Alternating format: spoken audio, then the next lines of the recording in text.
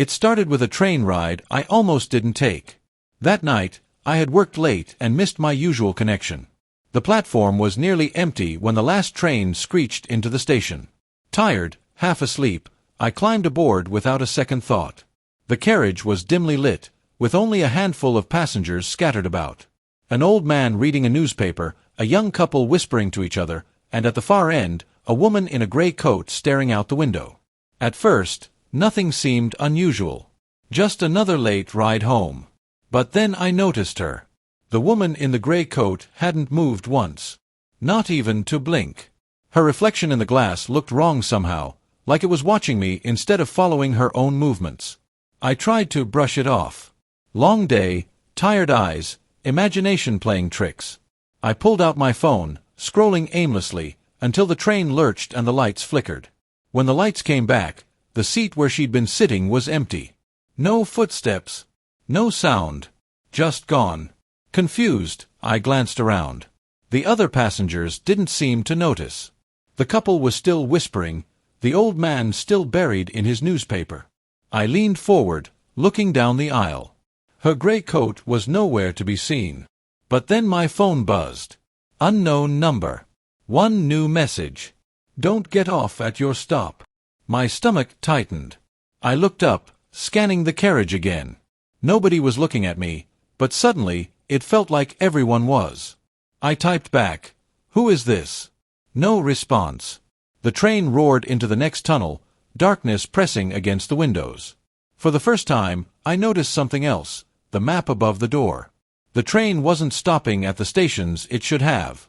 The lights marking each stop were wrong, skipping over familiar names, flickering as if being rewritten. My stop was coming up next. Or at least, it should have been. The doors opened with a hiss. The platform outside was deserted, shrouded in thick, unnatural fog. And standing there was the woman in the gray coat. Waiting. Her head turned toward me, though I hadn't moved. Her face, pale, unreadable, tilted ever so slightly. I froze. The doors chimed. A voice crackled over the intercom, distorted and low. "This is your stop. Please exit the train." The other passengers all turned their heads in unison. Their eyes locked on me. No one else moved. No one else got up.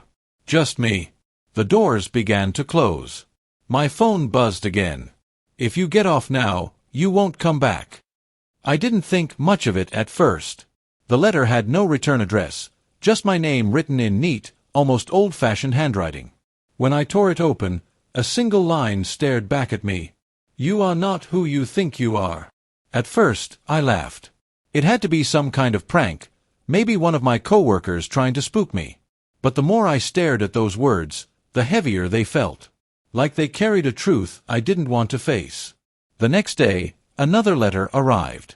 This one was different. It included a photograph. A picture of me, but not me. The man in the photo looked exactly like me, down to the smallest detail, except for one thing. He was standing next to a family I didn't recognize, smiling like he belonged with them. I froze, my hands trembling. I flipped the photo over, and scrawled on the back was a date, 1999. The year I turned 10. But I had no memory of that picture. None. That night, I couldn't sleep. My childhood memories, birthday parties, school trips, vacations with my parents, suddenly felt blurry, fragile, like they could crumble if I looked too closely. Then, just after midnight, my phone buzzed. An unknown number. I almost ignored it, but curiosity got the better of me. When I answered, there was silence. Just faint breathing on the other end. I was about to hang up when a voice whispered, "They lied to you. Don't trust anyone in your house." And then the call ended. I sat there in the dark, staring at my phone screen, my heart hammering so loud I could hear it in my ears. Don't trust anyone in your house. The words echoed in my mind like a curse. I wanted to believe it was some sick prank, but then I remembered the photo. The handwriting on the letters. The strange familiarity of that other life. The next morning, I decided to confront my parents. Over breakfast, I casually brought up the photo, without showing it to them. "Hey," I said, trying to keep my tone light. Do you guys remember a family we used to know back in the late 90s? Maybe from around 1999. My mom froze, just for a second, but I noticed it. Her spoon clattered against the bowl, and she forced a smile. No, honey. Why would you ask that? My dad didn't say a word. He just lowered his newspaper and gave me a look I couldn't read, something between warning and fear. That's when I knew. They were hiding something. Later that day, I went digging in the attic. Boxes full of old clothes, school trophies, yellowed photographs. But then, in a box marked Christmas decorations, I found something strange. A stack of VHS tapes, all unlabeled except for one. In black marker, someone had written, "Do not watch." Of course, I watched it. The tape was grainy, colors distorted, but the scene was clear. It was a birthday party. My 10th birthday. I recognized the cake, the living room, even some of the kids. But as the camera panned, I saw someone else in the frame. Another me. A boy with my exact face, sitting at the same table, blowing out the candles, while I sat right across from him, clapping. I dropped the remote. My blood ran cold. This wasn't just a prank. This wasn't just my imagination. There really was someone out there, someone who looked exactly like me. And suddenly, one terrifying thought hit me harder than anything else. What if I'm not the original? My hands were shaking so badly I almost dropped the VHS player. I rewound the tape, convinced my eyes had tricked me. But no. There it was again. Two versions of me. At the same birthday party. Existing together in the same room. I felt my chest tighten. I couldn't breathe. I had no memory of this. None. That night, I couldn't sleep. I kept hearing footsteps outside my bedroom door. Slow, deliberate, like someone pacing back and forth. I wanted to open the door and check, but something in me whispered, "Don't." At exactly 3:17 a.m., I woke up to a faint scratching sound. Not from the door. From inside my closet. I sat up, staring at the dark crack between the doors. The scratching grew louder. More desperate. Like nails dragging against wood. I grabbed the nearest thing I could use as a weapon, an old metal lamp, and forced myself to open the closet. Empty. But the smell hit me. A sour, rotting odor that made my stomach twist. I shone my phone's flashlight inside. At the very back of the closet wall, there was a small square outline. A hidden panel. I pushed it open. Behind it was a narrow passage, leading into total darkness. And from that darkness, I heard breathing. Heavy, slow, and then a whisper. Finally, "You found me." I froze, gripping the lamp so tight my knuckles went white. That whisper hadn't come from my imagination. It was too real. Too close. "Who's there?" I forced out, my voice breaking. Silence. Then, the sound of something shifting in the darkness, like bare feet dragging across concrete. I should have shut the panel, nailed it closed, and run. But instead, I crawled inside. The air grew colder with every step.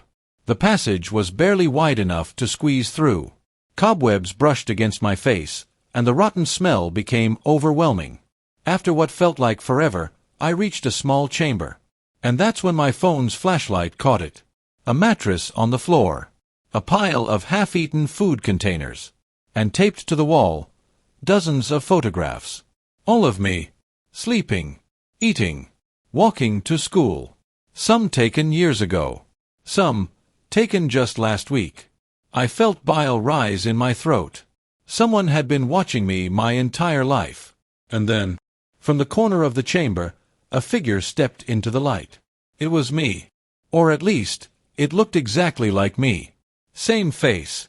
Same scar on my eyebrow. But the smile, it wasn't mine. It was too wide. Too hungry. "I've been waiting," it whispered again, tilting its head. "For my turn." My breath caught in my throat. It couldn't be real. This thing standing in front of me, it had my face, my voice, even the small twitch I sometimes get in my left eye when I'm nervous. But its movements were wrong. Too smooth. Too deliberate. Like a predator mimicking prey. I stumbled backward, slamming against the damp wall. "Stay away from me!"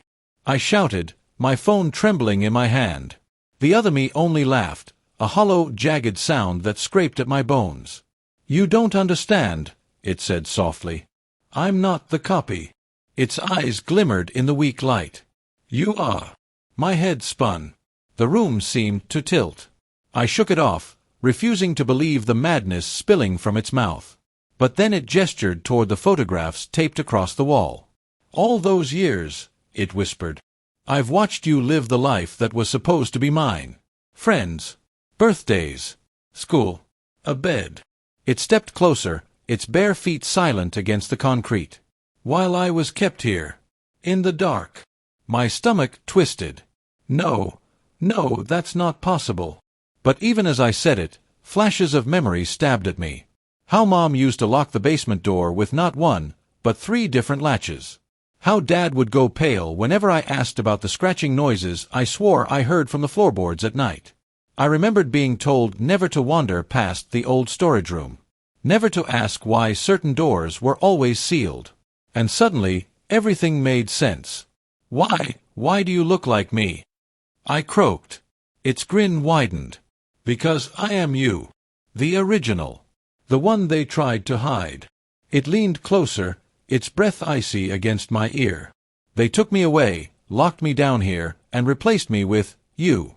Their perfect little project." The world spun again. My knees nearly buckled. "No. I remember growing up. I remember birthdays, family trips. Memories they gave you," it hissed. "A script. A lie. While I rotted here." I shook my head violently, refusing to accept it. But the thing reached into the shadows and pulled out a crumpled, faded photo. My parents, years younger, holding a baby in their arms. Only, there were 2 babies in the picture. Twins. I felt the blood drain from my face. I had never seen that photo before. "They chose you," it whispered. "But now it's my turn." Before I could react, it lunged. Its hands gripped my throat with inhuman strength, pressing me back against the wall. My phone slipped from my fingers, clattering onto the concrete. The last thing I saw in the flickering light was its face, my face, smiling inches from mine. And then, "Stop!" a voice roared from behind. I gasped as the grip loosened. My father stood at the entrance of the chamber, pale, trembling, holding a shotgun that shook in his hands. The thing turned its head slowly, and for the first time, its grin faltered. "Daddy," it crooned, "finally came back for me?" My father's eyes filled with tears. "I told your mother this day would come," he whispered. The next morning, the house was buzzing with unease. Mom moved through the kitchen like a shadow, her face pale and lips pressed tight. Dad sat at the table, coffee untouched, his fingers drumming nervously. The silence between them was louder than any argument. "Did you sleep?" Mom finally asked. "Barely," Dad muttered. His eyes flicked to me, then away. They both knew what we'd seen couldn't be explained away. Not this time. After breakfast, I snuck back to the hidden camera's footage. The memory card was full. Heart-pounding, I clicked through the files. Hours of recordings loaded, each one capturing the house in eerie stillness, until, suddenly, movement. At 2:17 a.m., the hallway camera lit up. Something pale and distorted moved across the frame. It wasn't walking, it was gliding, unnaturally fast. I froze. The figure turned toward the camera. For a split second, its face was visible. And it wasn't a stranger. It was my aunt. But that was impossible. Aunt Lydia had died 2 years ago. I stumbled back from the laptop, bile rising in my throat. I remembered her funeral, the closed casket, the whispers about how she died tragically, but we shouldn't speak of it. Trembling, I showed my parents. Mom gasped, covering her mouth. Dad slammed the laptop shut, his hands shaking. "That's not her," he snapped. "It is." I shouted. "I saw her face. What is going on?" Mom's eyes filled with tears. Dad stood up, his jaw clenched. "Enough. We're done with this. No more cameras. No more talk of Lydia." But as he stormed out, Mom stayed frozen in her chair. Her silence told me everything. She knew. She'd known all along. That night, I confronted her in her room. "You're hiding something," I whispered. "Tell me the truth. What happened to Aunt Lydia?" Her shoulders sagged. She didn't look at me when she spoke. "She didn't just die," Mom said quietly. "She was taken." My blood ran cold. Taken? By what? Mom finally turned her face to me, pale and wet with tears. "By this house." Her words hung in the air like poison. "By this house." I stared at her, unable to breathe. "What do you mean, the house took her?" Mom wiped her cheeks, her voice trembling. "Your aunt was the first one who saw it. The shadows, the whispers.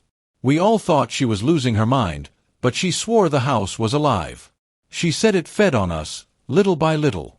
At first we laughed, until she started screaming in her sleep, waking up with bruises, talking to things that weren't there. I felt my stomach twist. And then she vanished," Mom whispered. "One night, she went to her room and never came back out. We searched everywhere, but the door was locked from the inside. When your father broke it down, the room was empty. No windows, no way out. Just her perfume lingering in the air." I backed away, shaking my head. "That's impossible. People don't just disappear." Mom grabbed my wrist, her grip icy cold. "That's why we never talk about her. Your father thought if we ignored it, if we pretended she never existed, the house would be satisfied. But it wasn't." Her voice cracked. "Now it wants more." Before I could respond, a loud crash echoed from downstairs. We both froze. Dad shouted, his voice raw, "Get out of here! Get out!" We rushed down the stairs. The living room lights flickered violently, shadows crawling across the walls like living things. Dad stood in the middle of the room, holding the cross from the hallway, his arm shaking. Something was there with him. A figure, tall, thin, its face pale and familiar. Aunt Lydia's eyes stared at us, empty and lifeless, her mouth twisted into something between a smile and a scream. I felt my whole body go numb. Dad lifted the cross higher, but it was useless. The lights went out in an instant, and the entire house groaned as if the walls themselves were alive. And in that suffocating darkness, I finally understood. Mom was right. The house hadn't just taken Lydia. It was hungry for us too. The air turned heavy, like the whole house was pressing against my chest. I could barely breathe. Somewhere in the dark, I heard Mom whispering prayers under her breath, her voice shaking. Then, creaking. Footsteps above us. But they weren't heavy, human steps. They were slow, dragging, as though something was being pulled across the floor. Dad gritted his teeth. "Upstairs. It's leading us." "Leading us where?" I whispered. My voice cracked. He didn't answer. He just gripped the cross tighter and started climbing the stairs. Every step moaned under his weight, like the house was complaining, warning us to turn back. We reached the top, and the hallway stretched longer than it should have, impossibly long. Doors lined both sides, more than our house ever had. Each one was slightly open, shadows shifting behind them, like someone was waiting for us. "This isn't real," I muttered. "This can't be real." Mom squeezed my hand. "It's real. It's the house showing itself." At the very end of the hallway, one door stood fully open. A faint light spilled out. Dad walked toward it, and though everything in me screamed not to follow, I couldn't stop my legs from moving. We stepped inside. It was Lydia's room. But it wasn't the same. The walls pulsed, as if they were alive, veins of black running across the plaster. Her perfume still lingered in the air, sweet and suffocating. In the corner stood a wardrobe, the same one Dad had broken into years ago. Except now, it was slightly ajar. A soft whisper slipped through the gap. "My name." I froze. Dad slowly approached it, lifting the cross. "Stay back," he ordered. But before he could open it, the doors burst wide, slamming against the walls. Inside was no clothing, no shelves, just darkness that stretched on, deeper than the house should allow. And from within, dozens of pale hands reached out, clawing, grabbing. One of them clutched my wrist. Cold. Familiar. I saw her face then, Lydia, but younger. Whole. Crying. "Help me," she mouthed silently. I screamed, trying to pull back, but the hands only multiplied, pulling harder, trying to drag me inside. Dad lunged forward, yanking me free, slamming the wardrobe shut. But the house roared. The walls shook, pictures fell, the air thick with dust and fury. Mom cried out, "It won't stop, it won't ever stop until—" She didn't finish, because the wardrobe creaked open again. Slowly, patiently, as though the house had all the time in the world. And I realized, this wasn't about Lydia. It wasn't about us moving away. It was about blood. Our family's blood. The house didn't just haunt us. It owned us. The courtroom was tense as Marcus stood across from me, his lawyer whispering furiously into his ear. He looked confident, smug even, as if victory was already his. He thought I had nothing. He thought this was just a desperate attempt by a bitter wife. But little did he know, I had been preparing for this moment for months. The judge cleared her throat and looked over her glasses. "Mrs. Carter, do you have any final evidence to present before we conclude?" I stood up, my hands trembling slightly but my voice steady. "Yes, Your Honor. I have one final piece of evidence."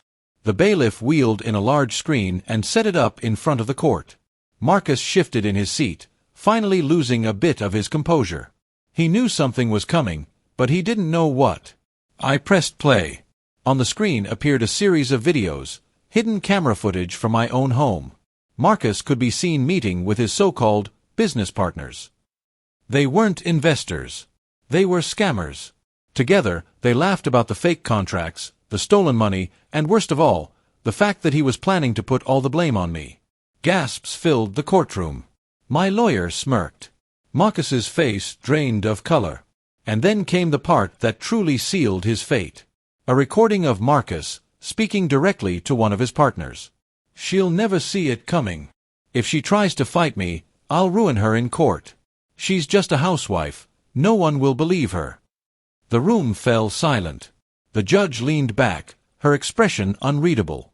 "Mr. Carter," she said slowly, "do you have anything to say in response to this damning evidence?" Marcus stammered, his voice cracking. It's out of context, it's fake, she's setting me up." But it was too late. The damage was done. The judge banged her gavel. "Court will recess for 15 minutes. I think we've seen enough." As the room emptied, I caught Marcus's eye. For the first time in years, he looked afraid of me, not because of who I was, but because of what I had become. I had gone from victim to fighter, from housewife to strategist. And for once, Marcus realized, he had underestimated me. As the courtroom doors closed behind him, Marcus's mask of confidence finally cracked. His lawyer trailed after him, speaking in frantic whispers, but Marcus no longer listened. He knew what everyone else in that room now knew. He had lost. I stayed behind for a moment, watching him retreat. My heart pounded, not from fear, but from something far stronger, relief. For the first time in years, the power was no longer his. It was mine. When the judge returned, her verdict was swift. Marcus was found guilty, not only of fraud, but of conspiracy. His assets were frozen. His reputation, once polished and untouchable, was shattered before my eyes. The gavel struck again, and it was done. Outside, reporters swarmed, their questions flying like arrows. I didn't answer any of them. I didn't need to. My silence spoke louder than words. That night, I sat alone in my kitchen, the weight of the past few years crashing down on me. The bruises, emotional and physical, the lies, the manipulation, the endless fear. It was finally over. But then my phone buzzed. Unknown number. I hesitated, then answered. For a moment, only static filled the line. Then a low voice whispered, "You think you've won." But Marcus wasn't working alone. The call ended. I sat frozen, staring at the phone in my hand. My victory suddenly felt fragile, like glass ready to shatter. Because deep down, I knew the voice was right. This was not the end. This was only the beginning. The voice on the phone haunted me for days. Every time I closed my eyes, I heard it again. Marcus wasn't working alone. I tried to dismiss it, just another scare tactic, some pathetic attempt to shake me after his defeat. But then small things began happening. The locks on my doors felt tampered with. Mail went missing. And one night, when I came home late, I found a single sheet of paper slipped under my door.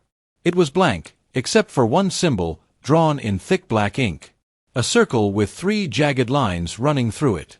I didn't recognize it, but when I showed it to my lawyer the next day, his face paled. He quickly folded the paper and whispered, "Where did you get this?" When I pressed him, he only shook his head. "Don't ask questions. For your own safety, burn it. And don't tell anyone you saw it." That night, I couldn't sleep. Instead of burning it, I scanned the symbol into my computer and started searching. It wasn't easy to find. It didn't appear in any official records, but buried deep in obscure forums, forgotten blogs, and half-deleted archives, I found fragments. The symbol belonged to a group known only as the Circle. Whispers of them stretched back decades. Politicians, businessmen, judges. A hidden network, pulling strings behind the scenes. They thrived on power, and those who stood against them disappeared. My blood ran cold. Marcus hadn't just been greedy.